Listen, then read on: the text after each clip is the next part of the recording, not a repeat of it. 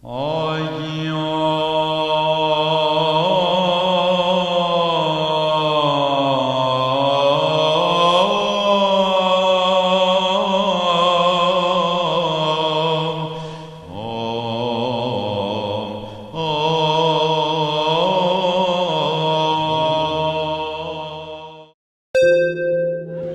question is, what's the nature of a coincidence, and how should I interpret it?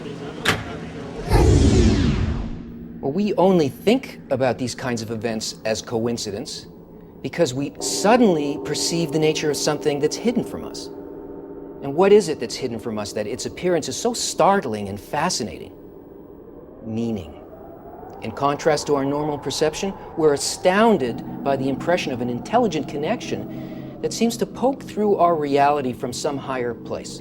And we're absolutely certain that we're sensing purpose, and yet at the same time, it's not really clear what that purpose is. It's a kind of an awakening, an assurance that we're not alone. Maybe nature really is a caring force. And this wonderful feeling is just a little taste of the enormous pleasure of sensing this force. It's so impressive that even bad coincidences inspire wonder, because you feel its nature regardless of the fact that it eludes your reason. Imagine the delight of actually uncovering the meaning of your life. But there's no such thing as coincidence.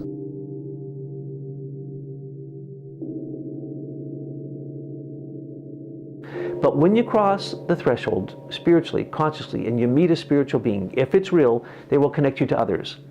And the higher you are in your spiritual development, the more they will keep connecting you to other hierarchical beings. So what is it that happens? What's the one word that we could look for that happens in every spiritual experience? Connectivity.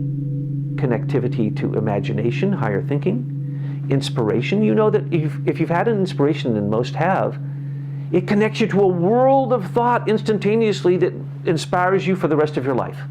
You can go back to that inspiration a million times and you may still see more and more. Why? That inspiration was given by archangels who connected you to lots of other archangels, what we call correspondences, the music of the spheres. So we're trying to give in the glass bead game the understanding of the harmony of the spheres, the music of the spheres. How do you harmoniously find leitmotifs, repeat them harmoniously, so that you raise them to higher octaves, raise them to harmonics that literally go right out of the physical world into refined elements of a higher spiritual nature. That's really what we're trying to do. So, as you're reading the Gospel of Sophia and you find this gem, you hang on to it. That's your gem. That's your glass bead. Put it on the row that you think it belongs. And then when you start to connect it, kind of like working on a rubric cube, they're all interconnected, and pretty soon you start moving these things. Well, if then, this is true. Oh my gosh, this must be true. And then you go and you look and you research and you find it is.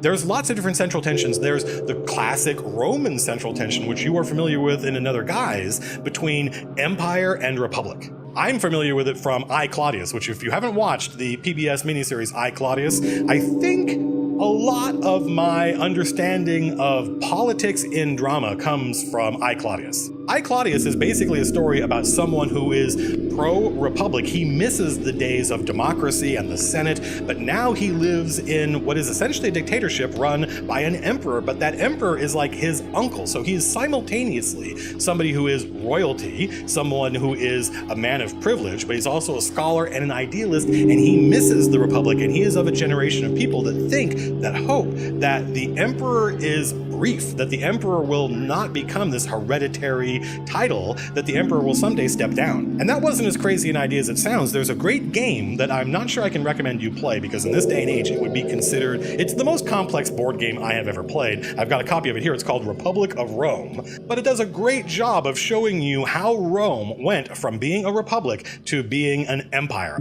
Empires are things that have emperors, by the way. I often hear people use the term empire and they don't realize that all an an empire is that place ruled by an emperor. So if you have an empire, that means you have an emperor. Republic of Rome is an Avalon Hill bookcase game that I think it's from the late 80s. I think it might be the first, at least the first example I know of a cooperative game. All the players are playing members of the Senate, right? This is before there was a Roman Empire, before there was an emperor, and they're trying to stop Rome from collapsing. They're always under threat of civil unrest and of threats from war from without. Every turn you flip over an event from a deck, and sometimes it's a war, and sometimes it's the leader who goes with that war, so now that war is even tougher and harder to fight, and you and the other players have to vote who are we going to send to command the army to stop that war. We have to work together to stop the war, because if we lose the war, then the Republic of Rome falls and all players lose. This was the first game I had ever encountered where all players could lose.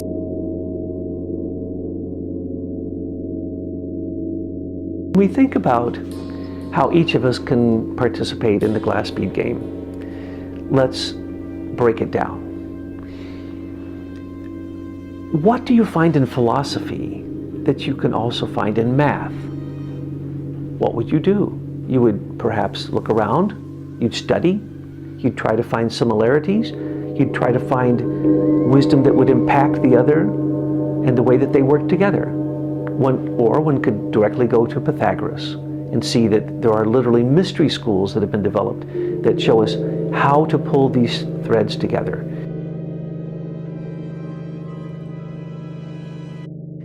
But let's start with an overview of Kabbalah, because there's a great deal of confusion about it. There's a lot of information about Kabbalah out there. There are, I think, maybe 1,000 books a year are published on the subject, and almost none of them have anything to do at all with Kabbalah. They're just some kind of a mishmash of people's imaginations of what they think it could be, what it should be, their intuition, their imagination, and it's not their fault. There's a great longing to know what Kabbalah actually is, because there is a sensation that it's important, that it's powerful, and that it has a grasp of something that is hidden in this world. It's called a hidden science for 3 reasons. 1, it has been purposely hidden by the practitioners of Kabbalah themselves, by the Kabbalists. Kabbalah started 4,000 years ago with Abraham, around the year 1947, 1948, before the Common Era. And for that period of time, 2,000 years until the beginning of the Common Era, the destruction of the Second Temple, it was not hidden. It was widely taught. You know the stories of Abraham sitting in the door of his tent and welcoming travelers to come and he would show his hospitality. Well, what he was actually doing was he was feeding them and he was teaching them about the wisdom of Kabbalah. And the type of souls that lived at that time in this world were a little bit more refined than the souls that live now, and they understood it more naturally. But something occurred at the beginning of the Common Era, at the destruction of the temple, that made it impossible for people of that generation and for the 2,000 years that followed to really understand anything in Kabbalah. That's the point at which religions appeared. That's the point at which speculation about how this world works, what the universe is, what the creator is, and so on, grew up in the imaginations of people according to a particular principle that leapt to the forefront within the human being in their development. And this quality within people prevented them from understanding, and so the Kabbalists hid it. And be prepared today to hear some declassified information, declassified by one of the highest authorities on this planet, not myself, but a lot of the information you're going to hear today has come from one who was not born on this planet. And when the good rabbi called me in Israel, he demanded that I give him the name of the individual who dared to release this information to me without the authority of the Israeli individuals in charge of the Dead Sea Scrolls in Jerusalem. I said, why? He said, this person must be put to death immediately. This entire scenario started in the year of our Lord 1947. This young lad was out watching a herd of goats, was taking care of these goats in some very perilous terrain. And one of the goats, who he knew by number, escaped, landed somewhere up in the rugged terrain. And this young lad found it very difficult to climb up to those caves that he saw from the distance. So he picked up a handful of stones and he was throwing them into the mouth of the cave in order to scare the goat into coming down under his own steam. But goats are stubborn. So he decided to climb up into the terrain, because as he threw the third and the fourth stone, he heard something rather unusual that caught his attention. And that was the stone hit against something that clanged. It rang. It wasn't a stone hitting soil, but rather something rather unusual. So, being an ordinary human being filled with curiosity, asked himself questions. What has my rock struck against to produce such an unusual sound? So he, with great pains, climbed the mountain, looked into the dark mouth of this cave, and he saw that his rocks had landed at the base of some earthen jars.